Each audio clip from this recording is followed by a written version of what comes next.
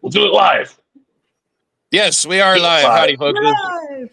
And now I can turn on that. I was going to try to do a new banner, but I couldn't get it to type fast enough.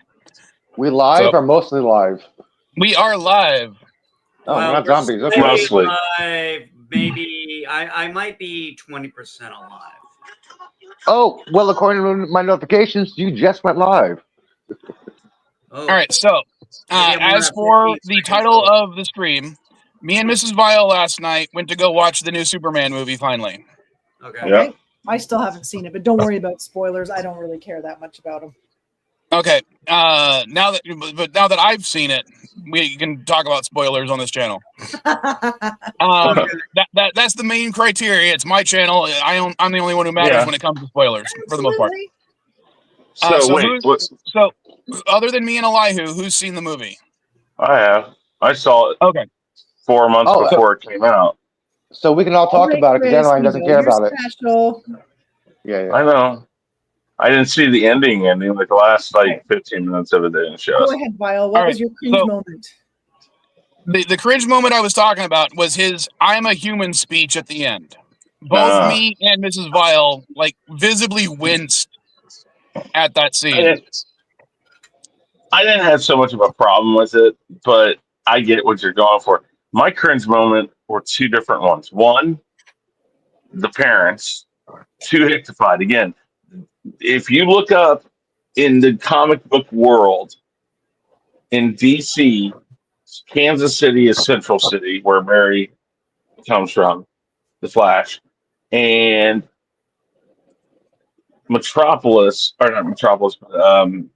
Smallville is basically Lawrence, Kansas. Basically. Yeah. It's that far from Kansas City. And so when I saw that, I'm like, I'm sorry, you don't get that countrified. Like, you don't get as many of them as you would think here. And farmers in today's, I mean, they didn't even make his parents in any of the other movies since the 70s that Hictified. I mean, the dad was great when he had that conversation with him in front of the house. That was Jonathan Kent. I love that. But it was, I mean, and I want to add to that, his mom putting him in bed was the other one. Yeah, no, that was fun. It's just the Hictified moment. Her being a little bumpkin about the silver. Yeah. That was like, oh, come on. I've lived out in places like this. I'm like, nobody talks like that. I enjoyed the part where she was on the phone with the speaker and she was leaning really close to the phone, like, can you hear me, Clark? I love that. That's a mom's reaction. Yeah, I love that part. There is that. That was cool. I'll tell you. But then the next.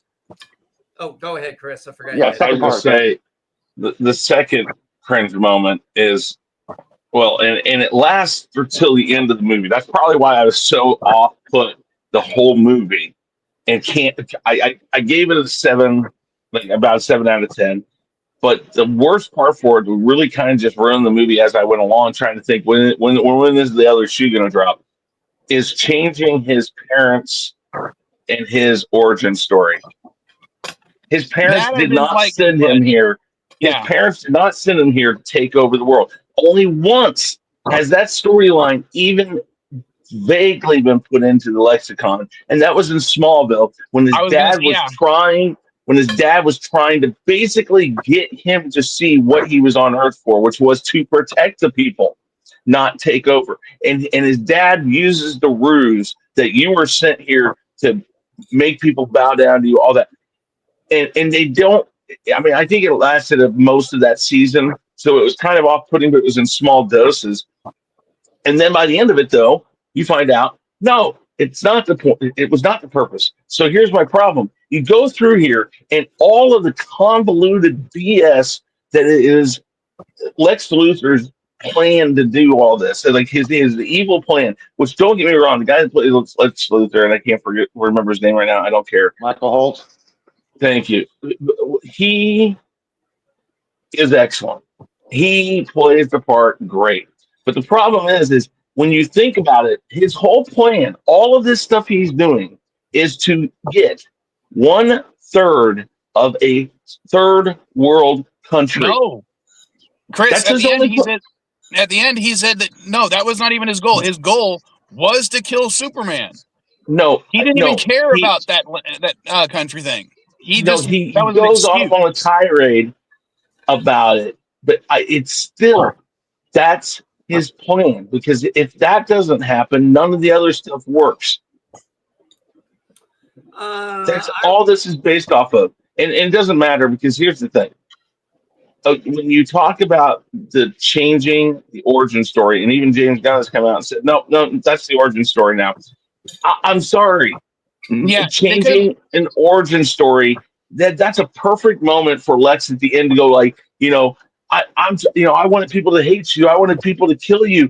I changed people's opinion of you by, and literally right then he could have admitted to doing it, and you fixed it all. Yeah, that's all you needed to do. It takes 5 seconds, and they didn't. I completely agree with that. I do want to tell you guys one funny moment from the movie where Mrs. Vile leaned over to me and basically said, in a movie that features, a girl with wings, a guy that can make constructs out of hard light constructs out of green light, an alien who can fly and is invulnerable and shoot lasers from his eyes. She said the most unrealistic thing in that entire film was when Jonathan Kent is talking about when he and his friends went to a restaurant in Kansas to get really good burritos, because she said, I don't think Kansas will ever have a place that has good burritos. Hey. No. We have some excellent Spanish Americans, Mexican cuisine here. Kansas, we have a whole area in Kansas City, Kansas, called Kansas, Quindaro. I know, but no, you guys come here sometime, and I will take you some. And I've been out there. I've been down to Mexico. Trust me, I will take you to places that are literally real Mexican food, because as well as I and anybody else who's been down to Mexico, Mexican food here in the States is not Mexican food for most places. No, maybe where you live. Maybe where you live. Entirely San Diego, dude. Misery. Yes, but no, that's the same thing in Kansas City, Kansas. And I have a place I go to for tacos. The reason why I go to get tacos there and other things is because it's that good. But we have a place called Champion Burritos here that is a first generation family from Mexico, and they do all of that there, and it's just excellent. Yeah, no, it's really freaking good. There's this place 2 blocks from my house called La Taqueria. The guy makes horchata's first every single day. I was gonna say, it's authentic food. Back to the movie, guys. We're talking about burritos now. Well, because I was talking about the joke that Mrs. Vile said. Yeah, I know. And then we all go off on. Oh, she's okay to make the joke. I mean, that's fine. And I think the better joke would have been, I don't think he would know how to find a good burrito to save his life anywhere. I mean, okay. Back to the movie. Do you guys remember? Hang on. Do you guys remember the leaked photo of the squirrel? And everybody thought it's gonna be a cameo by Chip Lantern Chip. I love how James trolled us about that. So the squirrel moment was stupid. Here you are. You think you're supposed to protect people and all that. And I understand saving the squirrel, whatever, but there's people that probably need to be saved. I think it was so stupid. No, the cringe moment for me was a couple of different ones. One, being at the very end of it, where this should have been one of the mid-credit scenes or something, and that's where you end the movie, and then all of a sudden you think the movie's over, and all of a sudden he's back at Fortress of Solitude, and his drunk-ass cousin comes in to pick up crypto, and I'm just watching that part of it, and I'm like, this just took me out of the whole fucking movie. Yeah. I was like, there was numbers like that should have been. I'm like, no. If you wanted to make that some silly mid-credit scene or something like that, that would have been one thing.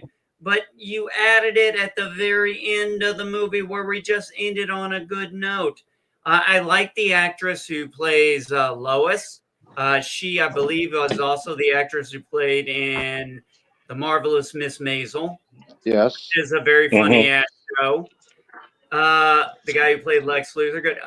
The most interesting character out of all of them, out of the Justice Gang, I've got to say, was Mr. Terrific.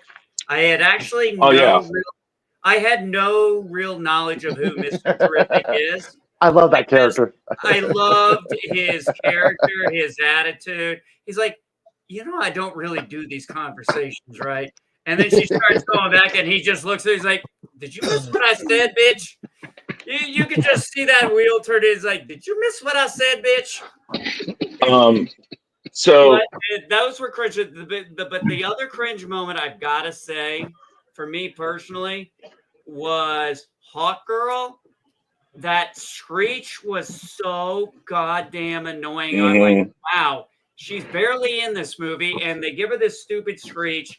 And I thought this was pretty cringe where they were like, oh, okay, so she just murdered a leader of a country.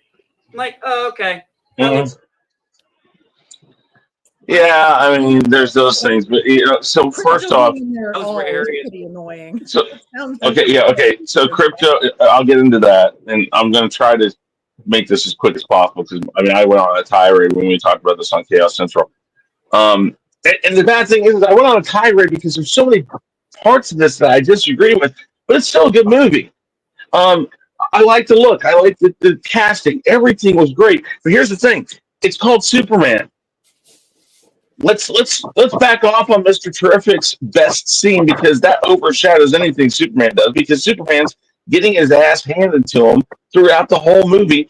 And then let's be honest, the only reason, and people argue with me, and I'm going to tell you right now, I don't give a crap. You can argue with me all day long. I'm telling you, the only reason why Crypto is in that movie is so the last scene where he's fighting Ultraman, he can come and kick Ultraman's butt, and then Superman and him can win. That's the only reason why Crypto's in that movie. Honestly, I figured he was in there for the toy market. No, well, yes, but I'm gonna argue against what Chris was saying because I liked that aspect because they explain it early on. They show that yes. Yeah, but Luthor cannot predict is an unpredictable dog. Yes, but the thing is that's again. Okay, people argue with me on my liking of The Last Jedi. I'm gonna make a very very perfectly clear that I can point out a moment that everybody hates in Last Jedi that is equivalent to that moment in Superman that everybody seems to love. When they use the starship to go into hyperdrive to cut through the ship, everybody hates it, but it's a plot device. Wait, hold on. Wait. Let me finish. Okay, not everybody, but lots of people hate that scene. It's a plot device. It's the same thing. They came to that point and they're like, what can we do to make this moment change into a moment where the rebels get that break or get to move and get out of the way or not get run over. It's the same thing. No, Chris, hold on a second. Let's remember this, Mike. Chris, you're getting staticky in your voice. But remember this in The Last Jedi too, because I'm actually with Chris on this. I thought that scene was fucking amazing. Because here's the thing: when your hyperdrive cuts out when you come across an object as a safety feature. So that means she shut off the safety feature. Because you look at Rogue One, you had a couple ships trying to go into hyperdrive, and then they get smashed by the Star Destroyer that's coming through, but they hadn't made it all the way into hyperdrive yet. She took off the safety mechanism. Yeah, I get that. She takes off the safety mechanism, and then she goes through Snoke's ship, and the whole fucking thing just shreds and goes through like shrapnel. And I was like, that was fucking awesome. It works. But the thing is Let me finish hold on on. this. Okay, go ahead. But I'm gonna interject after you're done. Well, go ahead and tell me because I mean, the only reason why he's in that movie is comic relief and to come in at the end. And I understand it's unpredictable. Fine, that's great. But you again are giving Superman another thing, saying, "Hey, Superman can't do this on his own." And listen, no matter what you want to say, oh, Superman's depowered. No, it's not depowered. He hasn't learned how to use all his superpowers yet. That's what you say, not depowered. Superman can't be depowered. It's not like he gains strength throughout his years. He gains his strength from the yellow sun, and he either gets brought down because of kryptonite or a stronger opponent. And the fact is that Ultraman is his clone. It's an equal opponent, not a stronger opponent. And so, therefore, everything they do in this movie is to assist Superman when Superman's supposed to be the star. And I understand you're trying to show that he's going through these life moments that many people go through: unacceptance, people ridiculing you, having to navigate your way through the world. All these things, fine and dandy, that's great. But he's still Superman. You need to give him the moment to shine. And there is not one moment in this movie where he fully shines on his own like he should. And you're calling it Superman. You have Mr. Terrific have to come to the pocket dimension to get him out, which, yes, he breaks himself out. Superman breaks himself out. But Mr. Terrific has to go to get to there. And then you have the whole Justice Gang, which I hate that part. What about escaping the black hole? Him, Jeff, and Metamorpho would not escape the black hole if it wasn't for Superman. That's a horrible part too, Mr. Science Boy. Yeah, get this straight. Yeah, I know. River of anti-protons. Come on, dude. Yeah, I know, but still. Mr. Terrific, 5 seconds before that. Let me interrupt you, Chris, on that note, because as a scientist type person, that was incredibly bad science. They should not have had it written that way. It only gets a pass because of Jack Kirby's era of bad comic book writing. I will give it a pass for that reason, but that is it. In real life, Superman would have exploded the second he came into contact with it. Yeah, I know, but I was talking about Superman comic wait a minute. Law. Yeah, yeah, okay, great. Like I said, the look is great. That type of stuff is great. But first off, Mike brings up the point. Even Mr. Terrific says if anything touches that, they're gone. And yet you have this whole scene where he's fighting in it and he's perfectly fine. Second thing, the black hole's a horrible use. It's great. I understand. It looks fun and all that. But you're telling me that his breath is good enough to get him away from that. He never uses it again in the whole movie. I saw that part too. I was like, he's blowing it. I'm like, if he can blow himself out of a black hole, he should just go to Ultraman and go like, and done. You use plot devices in horrible ways, and you think people again. You don't. It's like why? And then later on, again, the black hole is used to take Ultraman, and the point of that is what? You don't let Superman shine in a moment when he should be able to find a way to do this. Yes, he's been killed in the comic books. Yes, he's lost battles in the comic books. I'm not saying that this doesn't happen to Superman, but in a Superman movie, Superman needs to win in the end. Listen, even with Zod, you think he's lost at the end, but then he ends up having reversed the power or whatever you want to call it, and so he wins. It's like, yes, we know that in Infinity War, the Avengers lose, but you also know that was a 2-part movie, and you knew eventually they're going to win in some way, shape, or form. There's no context to this movie going forward that you're going to fix any of these issues that you've brought up, and I just find it maddening that you're going to change an origin story that is.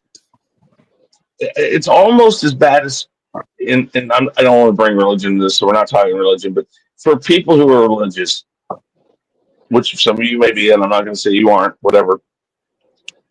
People who are religious cling to the Bible. There are certain people, and I have some in my family, when I look at them, it says, you do realize the Bible was written by man. Even if God themselves, gave the words of the Bible to man, man still controlled what was written onto the paper, and they could have manipulated it any way they wanted to.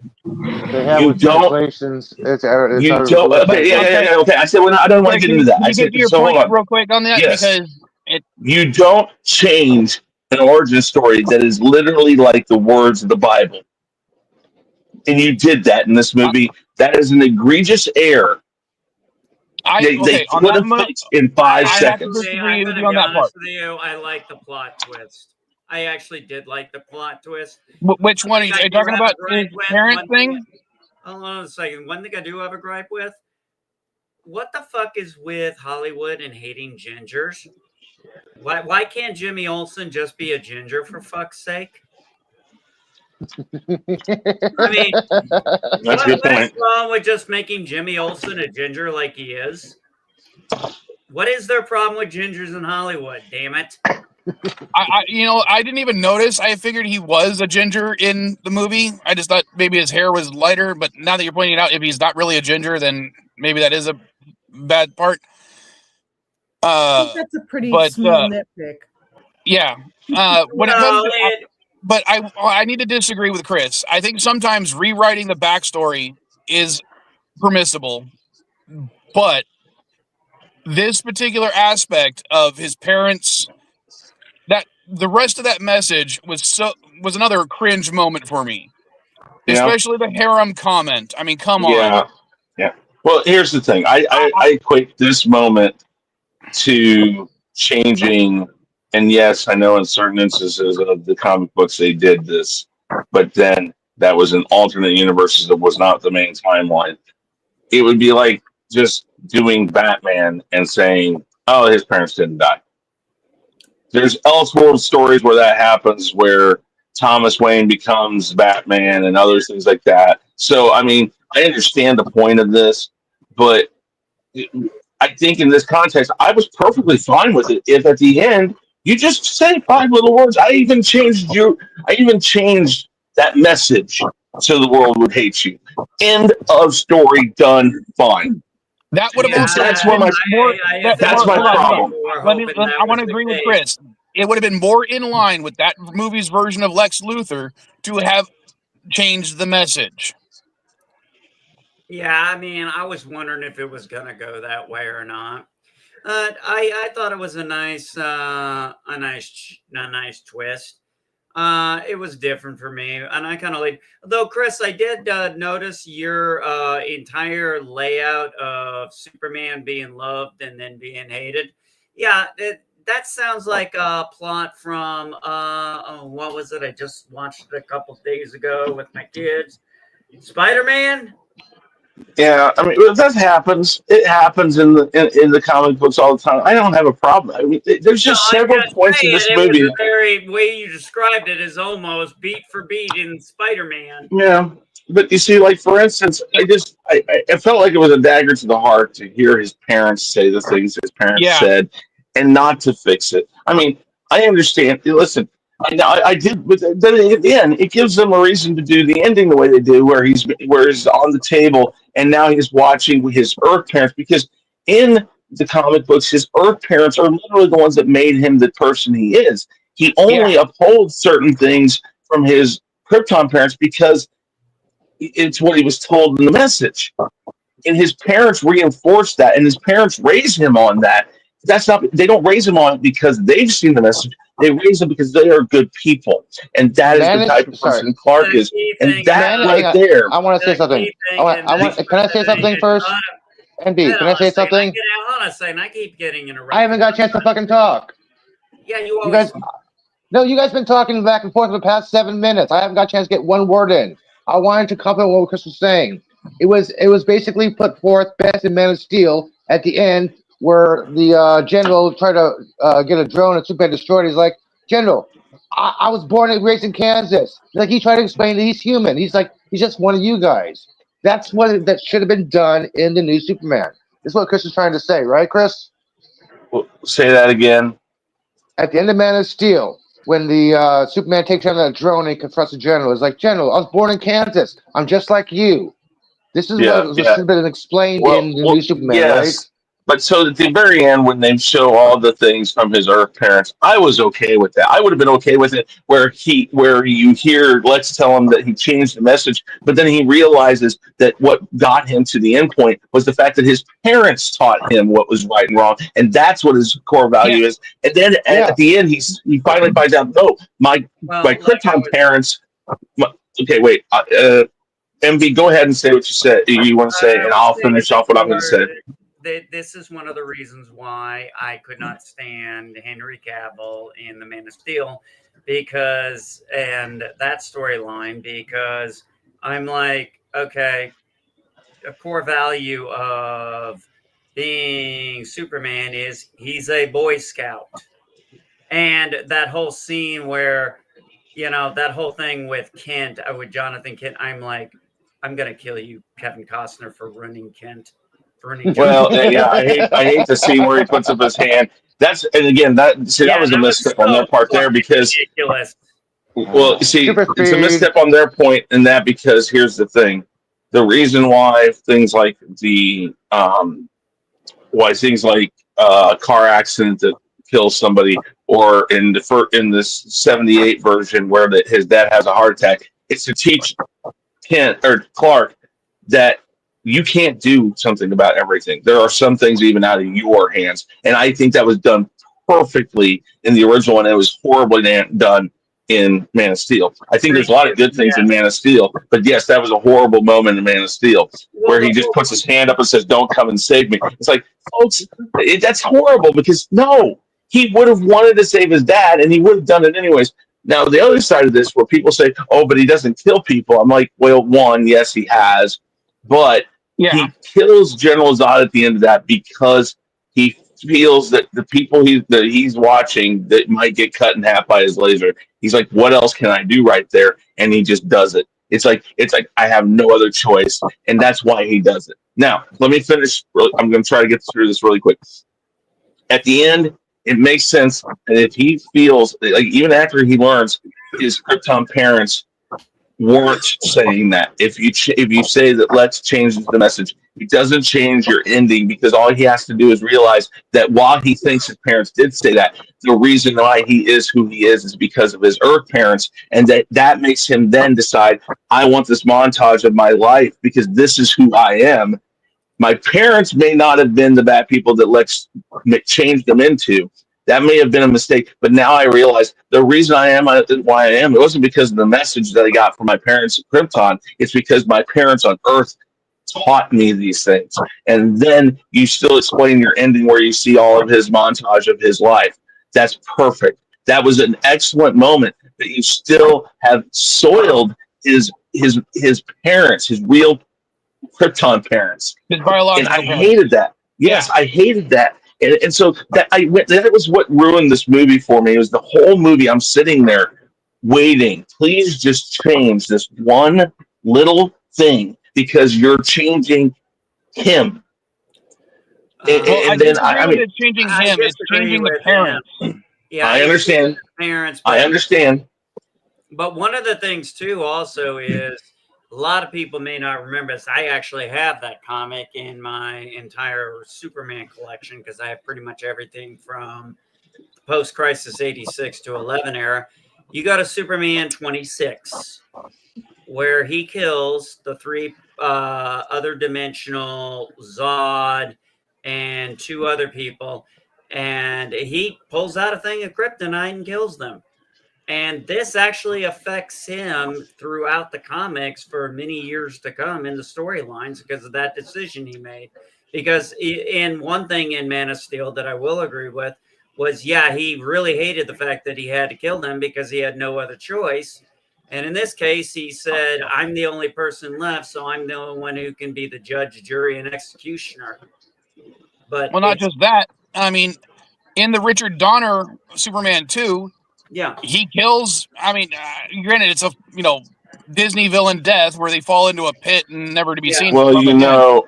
But that there was a cut scene from that shows them, the other Kryptonians, and Lex Luthor being led away by cops. Did you know that?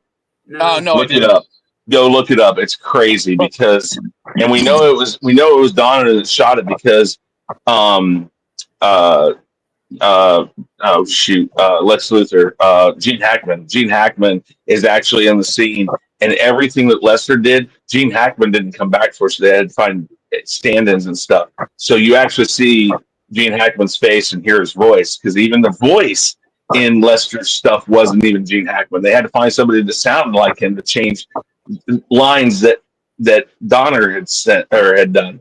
So we know that Donner shot the scene that shows the Kryptonians and Lex being led away by the cops from the Fortress of Solitude, which makes no sense, because where the hell is the city that the cops come from for that? I mean,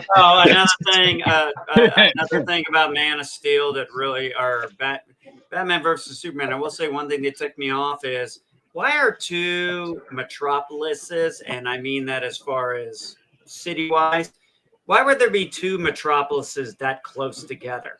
Gotham City and Metropolis are not, they're not that close to each other. That part, that's one thing they didn't like. It's like San Francisco, Oakland, right across the bay from each other, dude. But still, it still was kind of weird to have them that close, especially when one is supposedly really crime ridden, and the other one is a techno metropolis. I mean, literally a techno metropolis. So yeah, that part there. But I mean, overall, I give Superman I give this one a 7. I give it a 7. There were some errors. I did like the character Motello. Is that how his name goes? The guy who can change shapes. Metamorpho. You think of Metallo. I did like him when he said, "You're a weird guy." I liked his little dry humor. Okay, guys, I'm going to interject for just 2 seconds. I'm going to head out because I got a whole bunch of stuff I got to get done today. Yeah, sorry we didn't let you talk too much. I haven't seen the movie, so I don't have so much to say.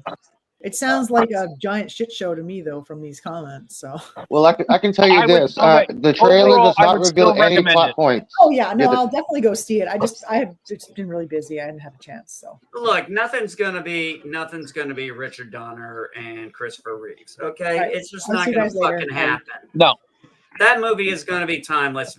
I'm pretty sure it's in the Library of Congress. Okay, on a scale of Superman 1 to Superman 4, where would you rate this movie? What do you mean, like 1, 2, 3, 4? What about Returns? As in, like Superman 1 being great, and Superman 4 being god awful. Yeah, the sun guy. Somewhere I know some people. If Superman 1 was a 10 and Superman 4 was a 1, where would you rate this Superman movie against other Superman movies? Again, I put it in the 7 range. So I mean, I don't know. It's better than Superman 3. I told people, let me count on my hand here really quick. It's my 5th favorite. I would say it's my 3rd favorite. I would put Superman. It actually knocks out Superman Returns, because Superman Returns is a favorite of mine. No, Superman Returns is number 3 for me. No. It's number. Well, I don't know. It's probably so. Superman and Superman 2 are 1 and 1A. I mean, they're both at the top. Superman Returns is probably 3rd. Maybe Man of Steel on a very, very good day. And then this is under Man of Steel for me, because and again, no Jonathan Kent death scene in this one, so I can't compare the death scenes. I wondered if they were to do that, but he's still really young in this. This is literally he's in his mid-20s, so okay, I get why they didn't do it yet. Although it would have made sense. He's supposed to be 27. I mean, they could have put a death scene in for Jonathan Kent. I like they didn't. That's great. I don't think it would have fit the story. Oh yeah, I mean, again, this there's a lot of convoluted stuff going on in this. It's very messy in its plot and everything. It's still it lands on its feet. It's fine, whatever. But it's convoluted. Um, I think it makes a lot of things up from its casting and its look. So, but like Superman Returns, I feel like was a very good sequel to Superman 2, which is what it was designed to do. I think Kevin Spacey, again, whatever he is in real life, I don't give a crap. We've been over this before. I love his portrayal. It was always written for him. He was always going to get that. They moved the schedule around him. It was a perfect move. No matter what anybody wants to say, I will die on the hill that probably the second best, tied now with this guy, Lex Luthor, in film is Kevin Spacey. Because I don't think you beat Gene Hackman. While Gene Hackman does not necessarily portray Lex quite the way. Well, not just modern. Yeah, I guess modern is a good way to put it. That movie was made right around the time Lex Luthor turned into a mogul, like a business mogul, and they didn't quite catch that. Yes, and they didn't quite catch that. So, whatever. But still, it's this movie looks the part. My biggest problem with this movie is that all these people praising it as the reboot of the DC universe. I'm like, I don't see this as a strong showing for a reboot. Creature Commandos is the official reboot. I would agree. It is not the big tentpole thing I think they might have been hoping for. I don't know. All I'm saying is it was good. I enjoyed it. I would put it number 3. I'd put Return. Well, I guess it would swap between that and Superman Returns. I'd have to watch them both again and sit down there and decide. But obviously, I'm like Chris here. 1 and 2 are the Richard Donner ones, or you can call them 1, 1A. I would agree with that too, because they're basically. I mean, weren't they originally made as one movie, and then it's some halfway? They were shot as one movie, and then Lester was brought in because Donner quit or whatever the problem was. He was fired. And they it's like so many things. They both kind of say fired and quit. It's like he said, screw you guys, I'm out, do what you want. And they said, fine, we're going to go get a new director. That's kind of what I got. But again, it doesn't matter. But Lester basically had to come back and shoot like 50% of it over again. So the only plus side of this is because, again, let's go into studio interference for those people who believe it's only a thing of today. The studio interfered with Superman 1 by putting the rewind of time into it. That was supposed to be the second one. It was supposed to be at the end of the second movie, which is why when you watch the Richard Donner cut, it's in again, because he's like, you know what? You guys came back to me and wanted me to do this cut. Guess what? I'm going to do the cut the way I wanted it to, which is that's the ending. And so that's the only bad thing about the Richard Donner cut. Lester's cut does really well. I mean, there are some rough moments of it. I don't like 2 as much as some other people do, but I got to say that, and I forget his name. Maybe a lot who knows. Maybe you guys know. I don't know. That played Zod. Thank you, Terrence. Dude, that guy was perfect for that role then. I still think that if you wanted a Zod, I believe, and I hate to say this because, man, I'm going to kill him. I believe he's still alive. I think if you were to give him some longer hair and some hair pieces and stuff like that, you could probably get him to play a Zod that had been looking for Superman for many, many years. And I think he could play that part still to this day. Now, if I'm not mistaken, he voices Jor-El in Smallville. Yes. And that was beautiful how they did it, because I think that's a great use of showing you how we can still honor things that are from the lexicon, but we can change it. That makes sense because it's a familiar voice, but the way it's done is okay. I like that. Don't forget they brought Christopher Reeve in as a scientist. Yeah. Yeah. And everybody, I mean, I think everybody was talking about how they cried when they saw Christopher Reeve back. Yeah, that was emotional. But Especially when on it said, that "Hello, note, it's kind of Kal-El." funny you bring it up about the casting, how they recast Zod as Jor-El. One of the things that after we watched the Superman movie, me and Mrs. Vile on the way home watched. We didn't finish it, but we started watching Shaun of the Dead. Go to the Winchester. Have a pint. I was talking to her about because we would just watch the comic book movie, and of course the entire time I'm explaining to her the comic books, like the history of the Green Lantern, the Hawk Girl. We didn't really go into Mr. Terrific because there's not really much to go into because he's just smart guy type thing.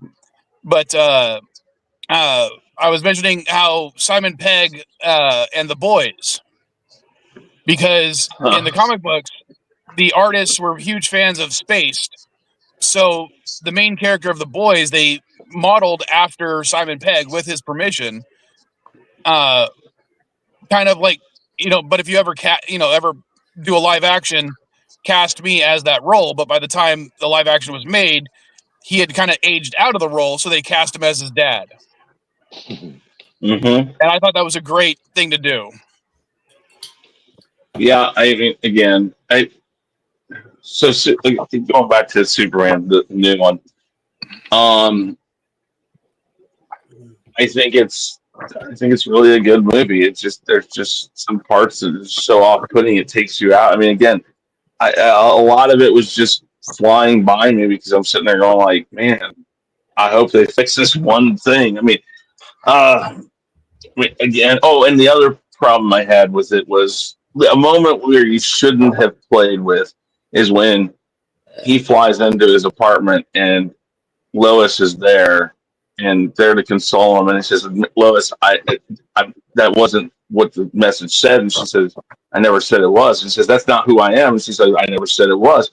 And that's a really nice moment. And then the next thing you know, in the background is the Justice Gang fighting this giant eyeball in the sky. And it's like, why do we have to do this? I mean, again, I love James Gunn as a director. I love him for things like Suicide Squad and Guardians. This is not the movie for him. This was not one he should have directed because he plays these jokes in the wrong spot in this movie. Because that moment should have been her and him talking and we're supposed to be at the beginning of the relationship, and this is where their relationship would taken a turn where she basically says, "Listen, no, we're going to make it. We're going to work this out between us because I know I said I was bad at this and all this, but that's a moment when they're actually growing together, and then you throw this. Do you need to go out and help them? Oh no, they've got it. And I understand a lot of people justify it by saying, oh, well, it's just showing he doesn't have to be everywhere all the time. I get that, but you show that at the end of the movie in a much better place where they go to help him by stopping the military from coming in. I'm okay with that side of it, but this one was like, okay, come on, people. It's totally pointless in that moment. I would disagree with you on that one. I thought you have a right to be. No, I mean, I thought it was a very touching moment. I thought the whole thing in the background wrong. Because if you're focused on what's going on in the background, you're obviously not really that interested in the movie. Because it was just, I thought, a little backdrop that was going on that was kind of setting the tone for. Wait a minute. They in the audio, in the actual audio track, you can hear them fighting and flying when they get hit. Like one of them gets hit. I don't know if it's the Green Lantern guy or not. But you hear and stuff like that in the background, and it's pointless. Okay, it's like fine. I don't remember that part because I was paying attention more to what they were talking about. I'm just saying,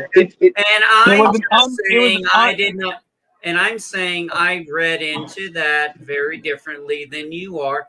Because I read into it as just the backdrop to basically what was going on between them.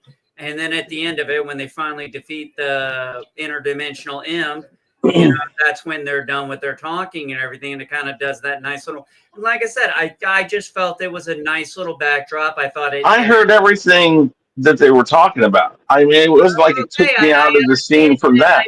Okay, I understand you didn't like the scene, Chris. Now I'm giving you why I liked it. Stop trying to step on that. I didn't step on you when you were doing stuff, when you were talking about shit that I disagree with. That's my opinion, and I'm done with it. All right, but I'm just gonna say, I don't think he was saying he didn't like the scene. He just didn't like that it was an unneeded background element to add more color and more I don't action. need an explanation. We don't always need that. I understood exactly what he said. It wasn't needed. I disagree. I thought it was a nice addition to it. That's it. We don't have to deep dive into this shit. This isn't politics. Thank God. Oh, I got to tell you guys something. When I got, so I don't know if you guys saw on the thing, we got a projector for the house. So, because I said our living room, I'm like, you know why nobody hangs out here? It's boring. Like, there's nothing really to do at it. There's no function, no purpose. So I started looking at surround systems, wanting to turn into kind of a little media place. I was looking at TVs and stuff, and then I just kind of hit on projectors and stuff. And then I talked to my wife about it the next day. My wife lit up when I mentioned projector, and went out. I got one, and screen reasonably priced. And, you know, we set everything up. And one of the movies I put in the other day was Police Academy. And I'm not going to go into the banter between my wife and I, but my wife and son were in there watching it. My son's 18 years old. He's never seen this movie. I have never heard my son laugh so fucking hard in his life. What movie? Police Academy. Oh yeah, no. He laughed. He was laughing so hard at all the little jokes that were going, like the Johnsons. There were Johnsons, and my son is just laughing his ass off because he's like, yeah, I know what he's talking. He's talking about cops. It's so fucking funny.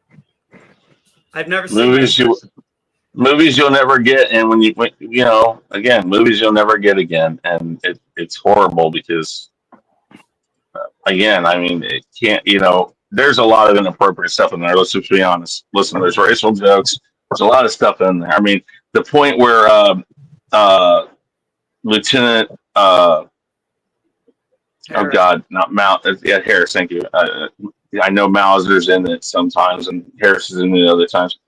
That when Mauser says what he says to Hooks, it's like, I remember the first time I watched that as a teenager, young adult, whatever it was. I was like, "Oh my God!" Oh, you're fucked. I was like, "Oh my God!" And then you saw that, and then you saw. Yeah, but the thing is that they didn't worry about the whole society losing their shit for saying it. They and that's the problem today. Oh, that's just an inappropriate joke. Exactly. But it's taken care of because somebody comes to a rescue. It's like, let it play out. Do the right thing in the movie.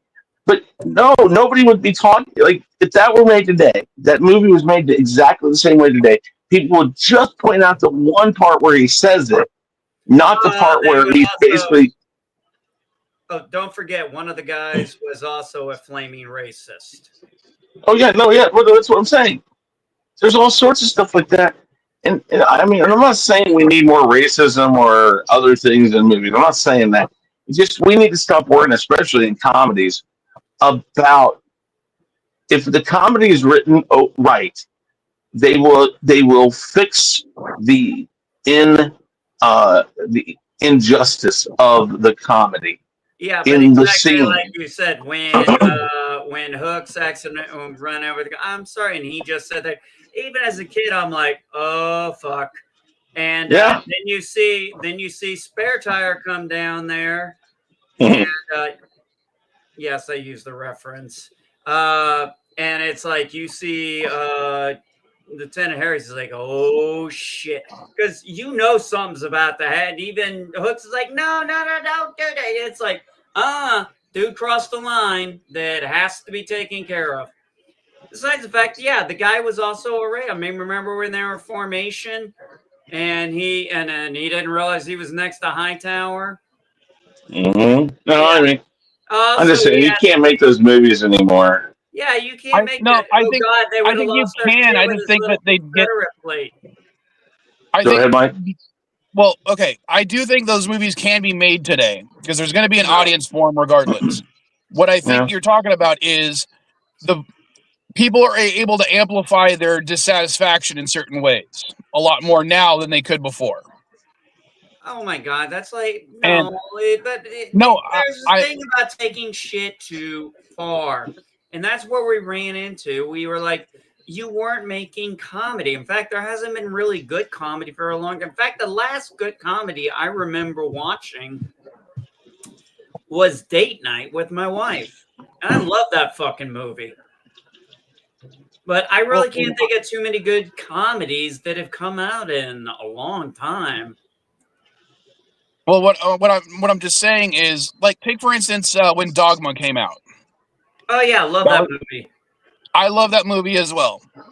But when the Catholic League came out to protest that movie, yeah, they were on the news and everything, but there wasn't this big social media presence where people could post, where bots could post and amplify those opinions so that it became a huge point of controversy.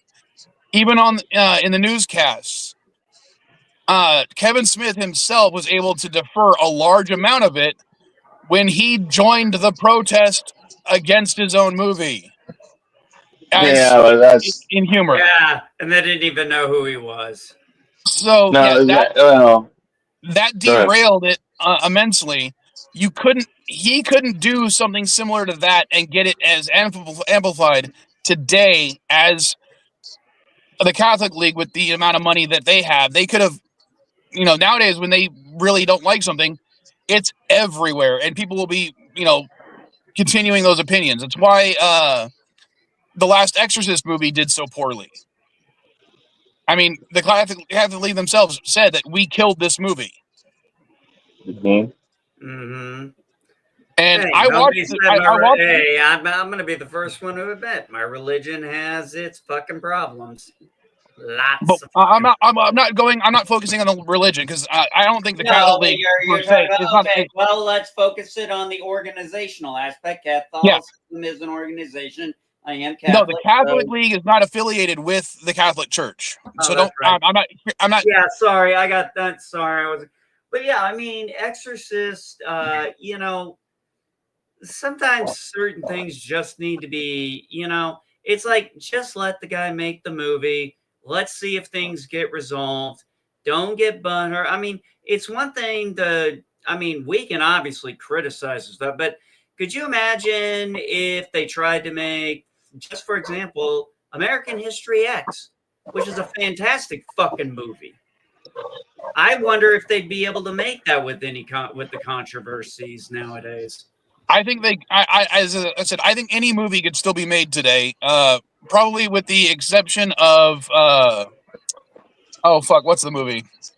Tu Wong Fu, thanks for everything, Julie Newmar. No, not even that. The very the movie that was tough action heroes. Come on. God, it was a 1910s or 1920s movie. I know which movies. Birth of a Nation. Birth of a Nation. Thank you very much. That's probably the only one that couldn't get made today with Hollywood money. Independent, probably. I think any movie can be made independently. No, yeah, no, you can't change somebody's ability to express, their thoughts and stuff, and they do it all the time. It's just if you want to make a mainstream movie, I mean, that's why. And as much as I'm so excited about Spaceballs 2, I'm interested. One, if it goes to theater. Two, if it goes to Netflix or whatever. I watched History of the World Part 2, the series that they did on it. And I was actually pleasantly surprised that they were able to do a lot of the same stuff. Maybe not as crass but they still did a lot of the same stuff. So I was happy to see that Brooks, while he didn't direct it and he was just kind of there as the spiritual guy to say, yeah, I would do that. The guy they picked to do it did a really good job to still I felt like I was watching a sequel to it. Not as great, but good, and I was happy with it. And so, go ahead. Oh, I was just going to say, one of the funniest things I love is watching young people watch a movie, an old movie for the first time. And I love it when it's a black guy and a white man watching Blazing Saddles together for the first time. Oh, yeah. Because you're just looking at this white guy. He's like, you can tell he wants to laugh, but he's like, not sure if he's allowed to. It's like, dude, just fucking laugh. But I mean, you know, it's like, oh, you can't laugh at that. It's like, why? Why not? I found it funny. It's like, come on, you can't regulate comedy. Right. Now I'm gonna drag us kicking and screaming back to the Superman moment because, as I said, the title of the stream was that super cringe moment and mine is that I am a human speech. I told Mrs. Vile afterward, yeah, we both visibly cringed during that scene, but at the same time. Do you know what that scene reminded me of?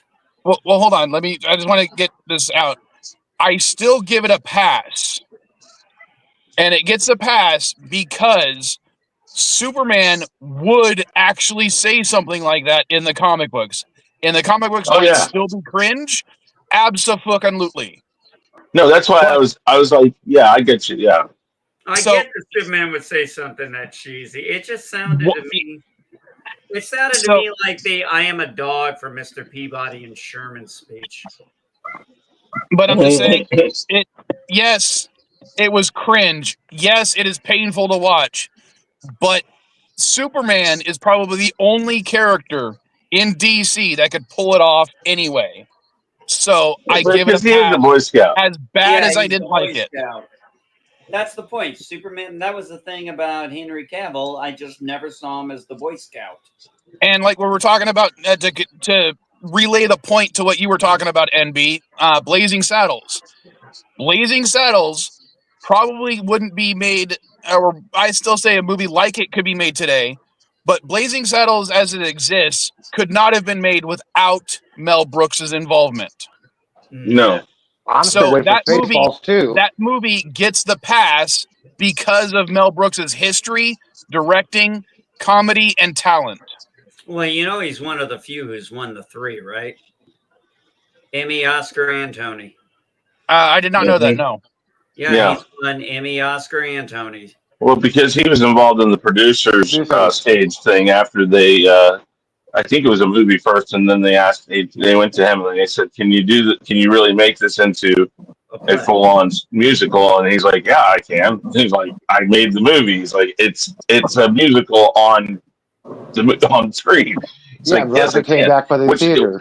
Which again, he was probably one of those people that was the first for the third wall break. Not the first, but he was a good third wall breaker because of things like fourth wall. Fourth wall. I'm sorry, whatever. Well, it was probably third back then because we didn't have all the different things. But yeah, the fourth wall break, where he goes and basically it's the producers, but it's actually what was the Springtime for Hitler, in it. And you know that also is another stage production he's done.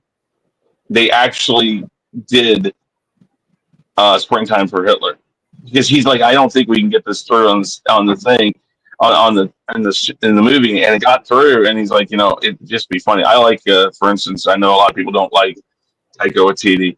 I love Jojo Rabbit. Chris, do you think the Mel Brooks would ever release the unaired pilot episode that's been hidden in the vaults for Blazing Saddles? I think that it was maybe in his will. It's been locked. It's filmed everything, but it's been locked. I think maybe in his will, maybe, but I don't know. I want to see what he did. If it's supposed to be watching in theaters and it's supposed to be toned down for television, I want to see what he did and why it was never aired. Speaking on media side, I'm going to be interested when I go down to this Rock Fest in September I'm kind of curious to what everybody's going to be Granite, saying. Indignious, Crystal, what? The Rock Festival? Geologist hanging out? Whatever. Oh God, kick him out! Kick him out! Anyway, so it's going to be interesting to see what people are going to do now at the concert at the Rock Fest now that we're in a post-Ozzy world. Well, today's Hatfield's birthday.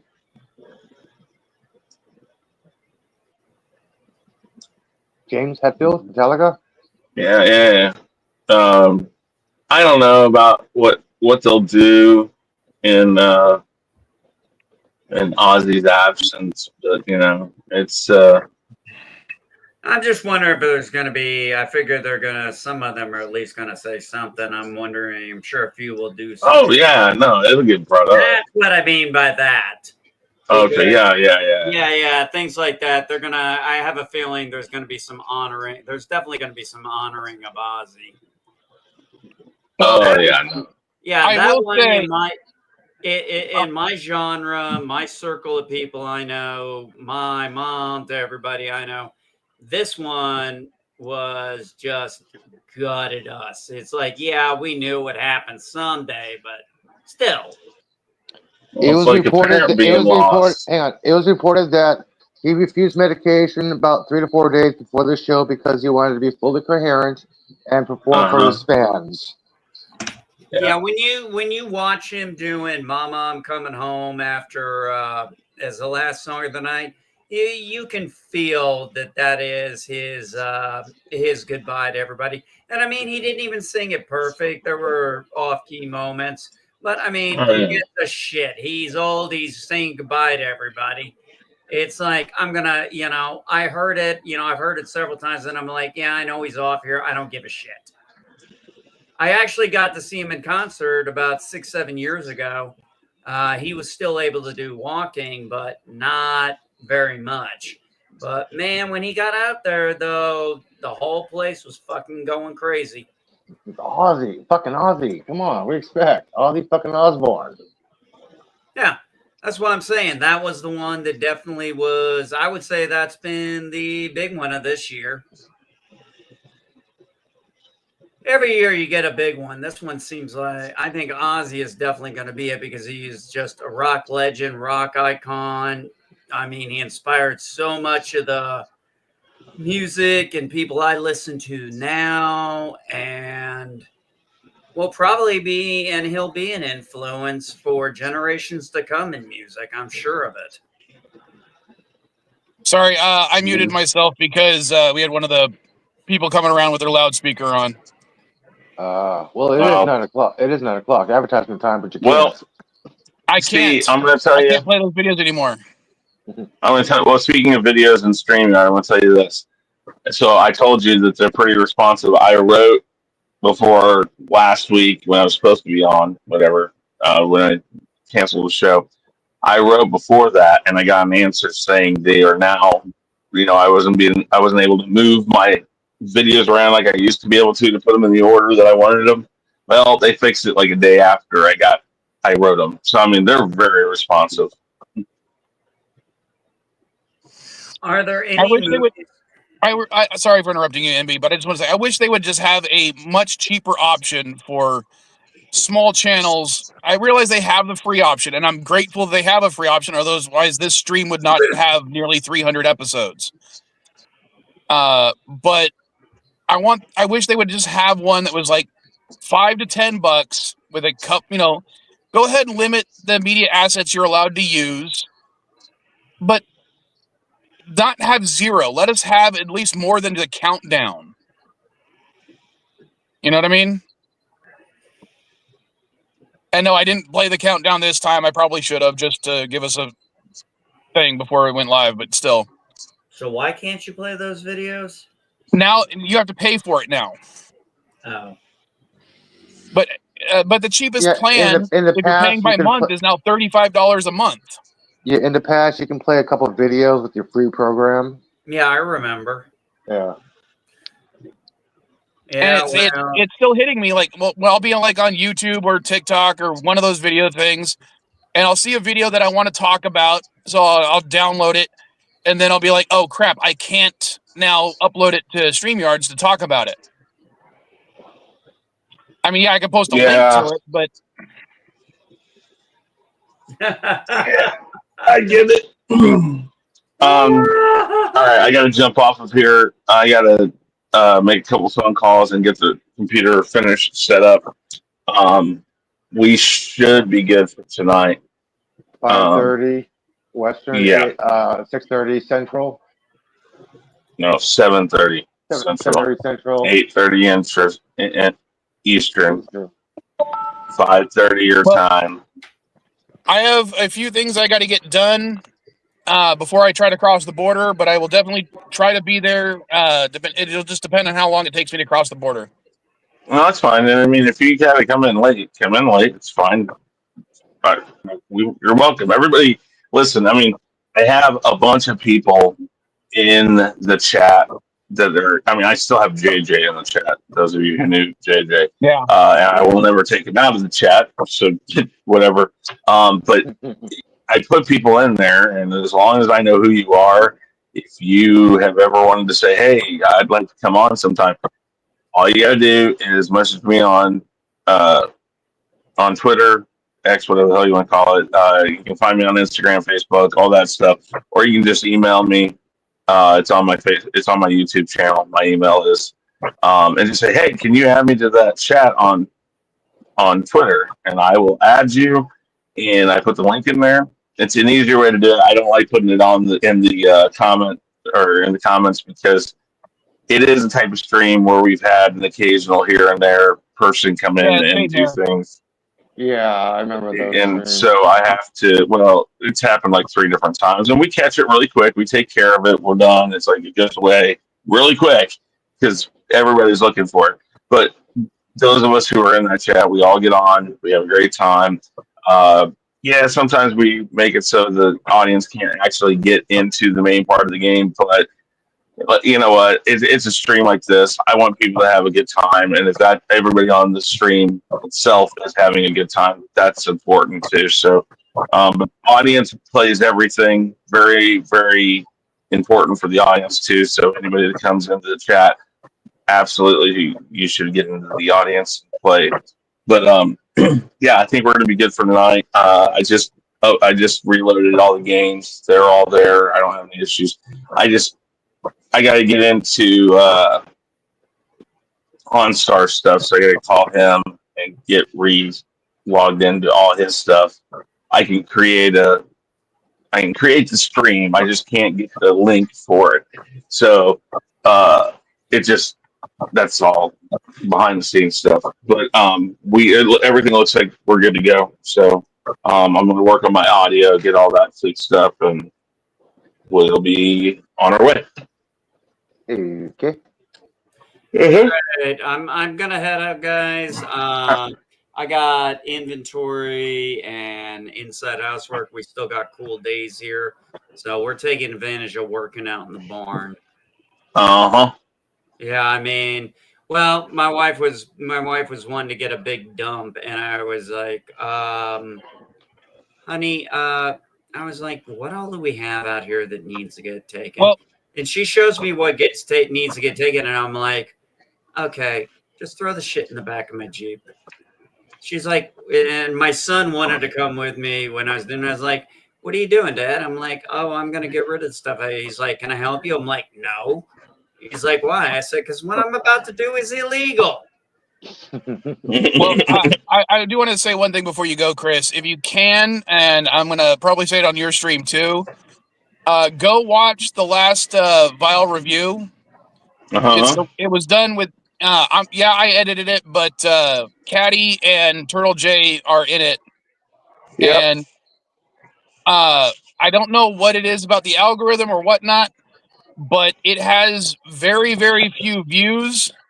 I don't know why. I can give you an answer to that possibly. Why? Because their count system's also screwed up. I still have a video that I know on a separate analytic a program that I had, which I can't remember what it was. It's gone. I think YouTube like squashed it. But I had a secondary, and I think it's because people were calling him out on it. I had a secondary analytics system that looked it up, and it had like, I don't know, 10,000 views or so. And it still showed actually 0 views and only 1 like. And the other analytics thing brought it up to like 100 plus, thumbs up and over 10,000 views. So I don't know how much stock I would put into their numbers all the time, but no, I mean, but still, I'm not saying don't have people go. You can say it on my stream too. Absolutely, go check it out because it could be. Here's the example I just want to give. I realize Star Trek is more popular than Inuyasha because that's what they wanted to review. Yeah. My Star Trek review has about 500 after a week. After a week, they have 25 views. Mm-hmm. And I know for a fact because of my son showing it to his friends, most of those views are his friends at school. Mm-hmm.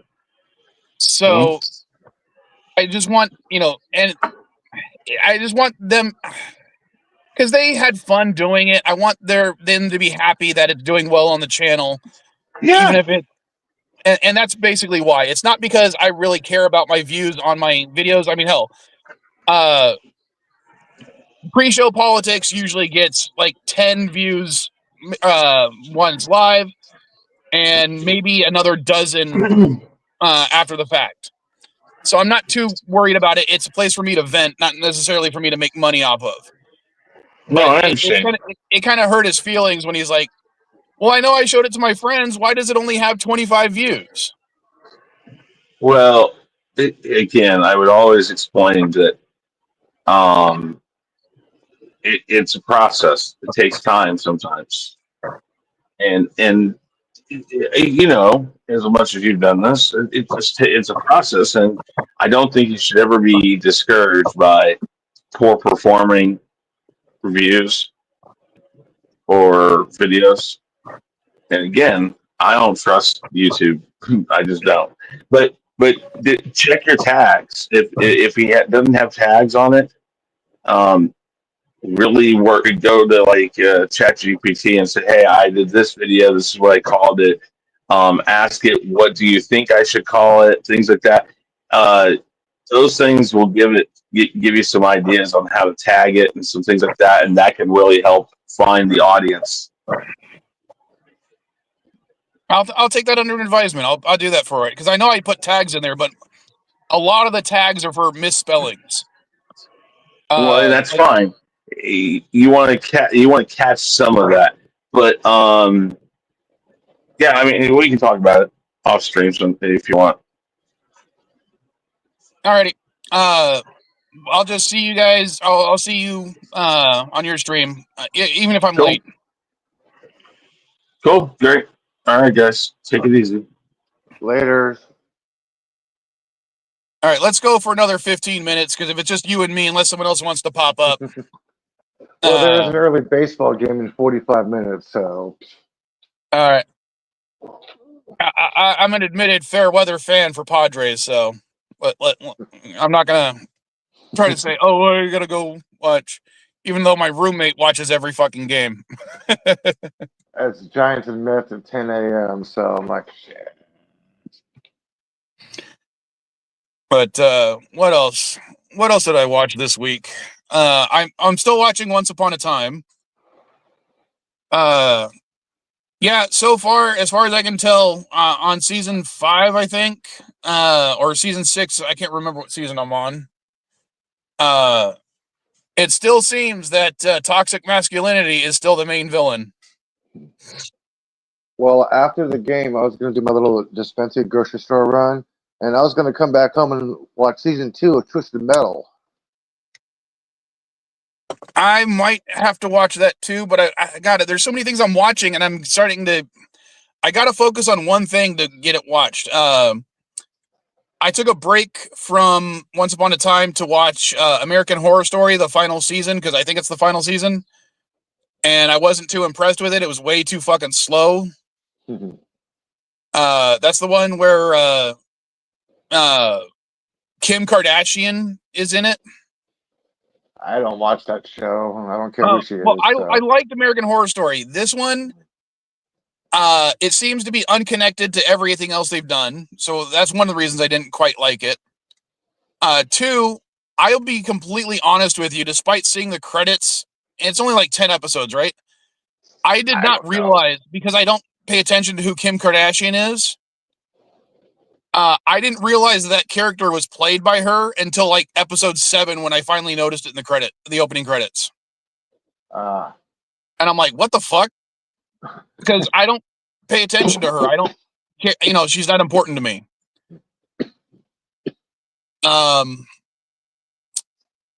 What else did I watch?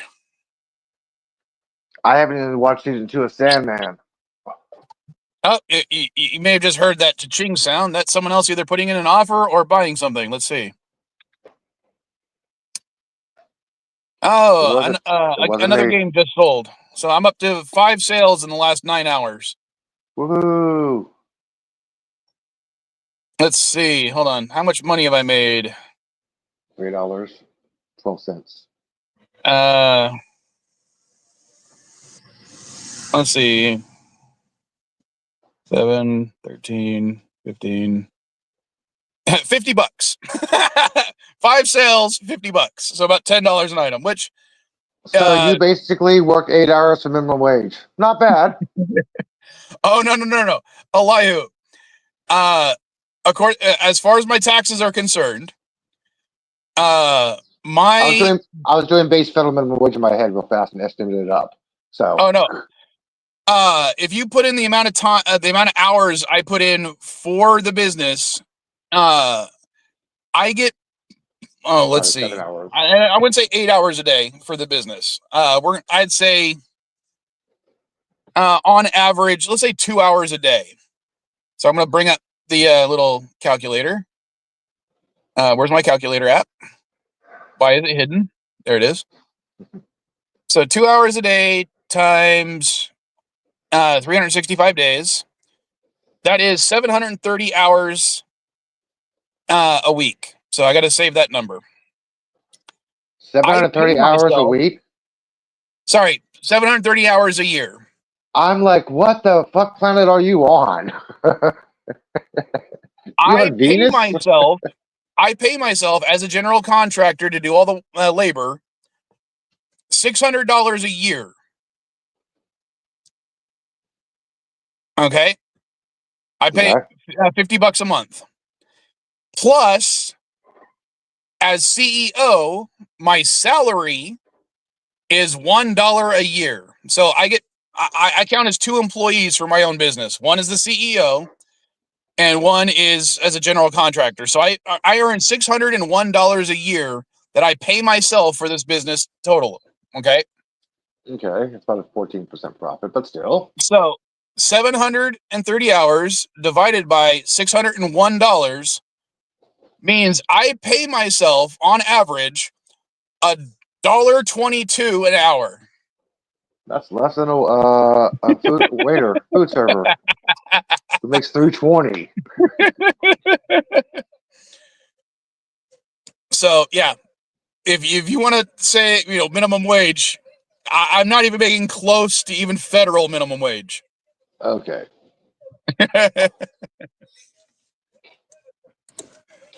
And we got another one of these. Oh shoot, my tripod just fell. Hold on. I'm gonna turn off the camera and the mic. So you talk for a little bit. Talk about Uranus. Why would I want to talk about Uranus? Because when scientists just discovered it's constantly expelling gas, which means the planet Uranus farts. And yes, it does smell like farts, according to scientists. So Uranus smells like farts, and it is farting technically. So it is expelling gas. Okay, I talked about Uranus. Well, it's because one of the things they have, I don't know if they have them in the States that often, but there's these guys that drive around the neighborhoods selling certain items, and they got loudspeakers that play their message so people can hear them coming. Yeah, like ice cream trucks.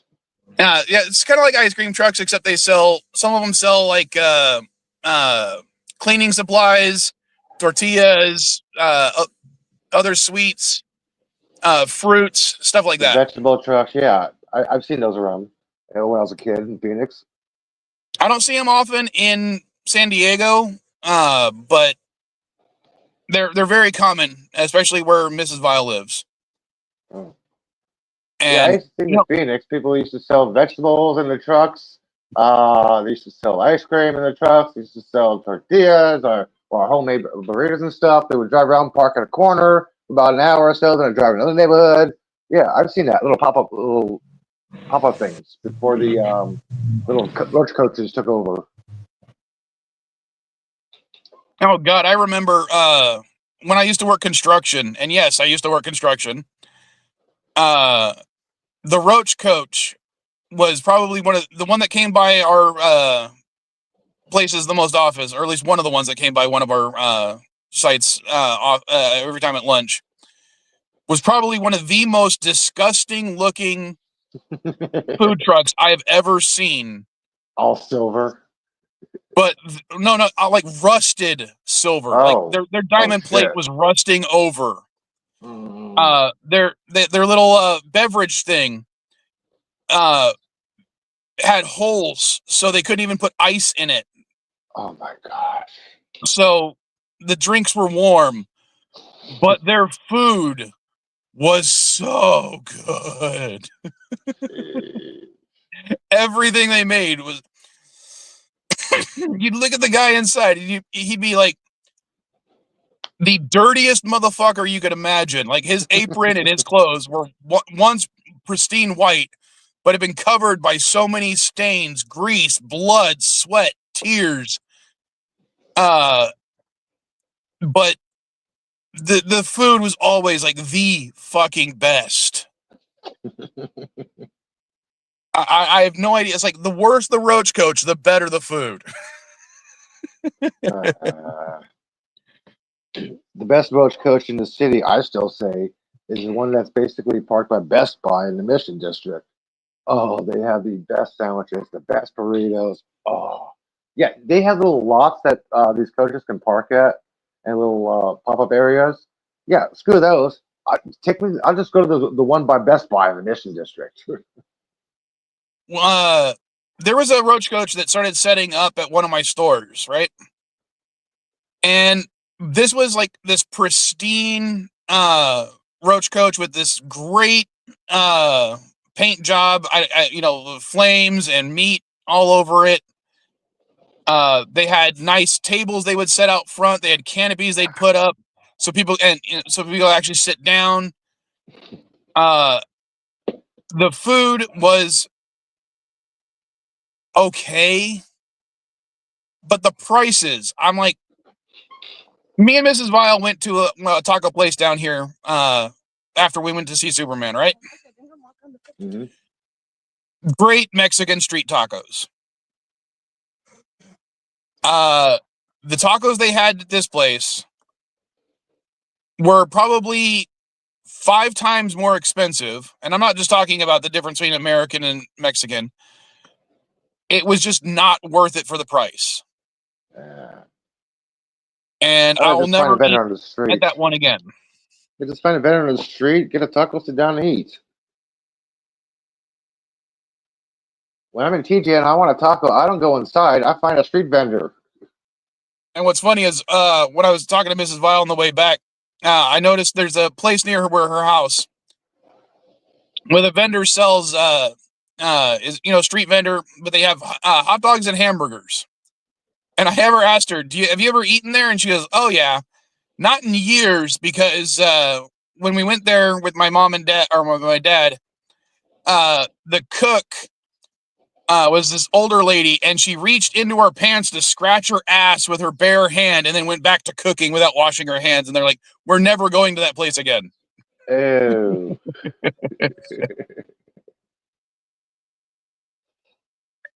Oh, disgusting. What a bad date I had. So, what have you watched this week that we could talk about for the next 5 minutes? Shit. I watched a couple things. Rewatched Superman again, of course. I refused to watch Fantastic Four again. I think that was the most stupidest thing I've ever seen. Because Marvel fucking ruined it. Marvel's ruining it. It's going all downhill. Really? Because the few people that I've talked to about it outside of the stream have all had nothing but good things to say about it. Well, it started with Captain America. The whole premise of the movie was to reveal the Red Hulk. But we got all this stuff in the trailer. We got the plot in the trailer. Then Okay, we saw but okay, like, I get that. let me finish. What about the movie itself? When Fantastic Four came out, yeah, we knew there was going to be some scenes in the trailers that wasn't going to be in the movie, of course. But they reviewed plot details in the movie. We knew Galactus was coming, Silver Surfer was coming. Okay, we knew this, but what was the point of this? The last trailer before the release was Reed Richards said, "Yeah, we made a deal. They want a baby." Like, okay, they just revealed the whole entire fucking plot of the movie. Okay, There but was other no than the trailer, there was no death defying acts.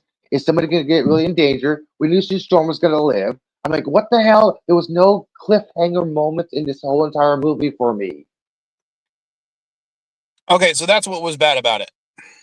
Yeah, I mean, there was the B story was Silver Surfer.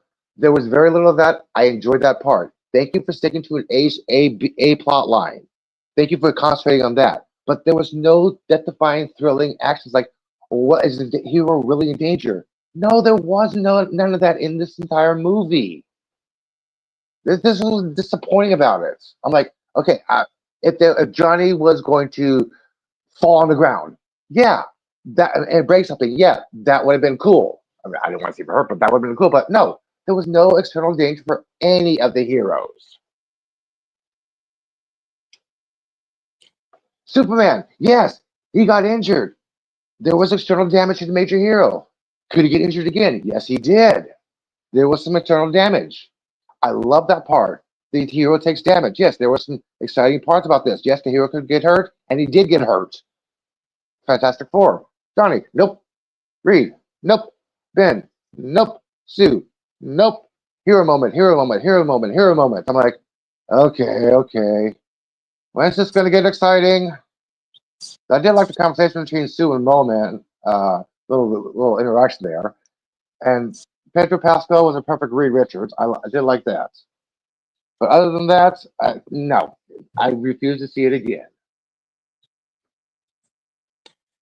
Well,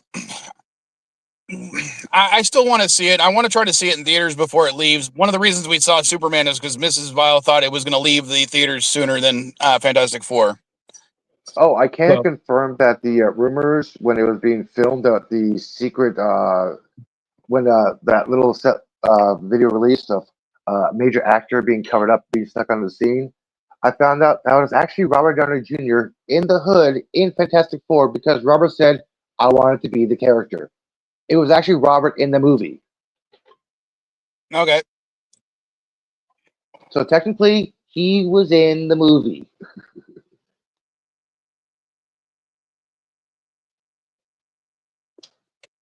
Let's see.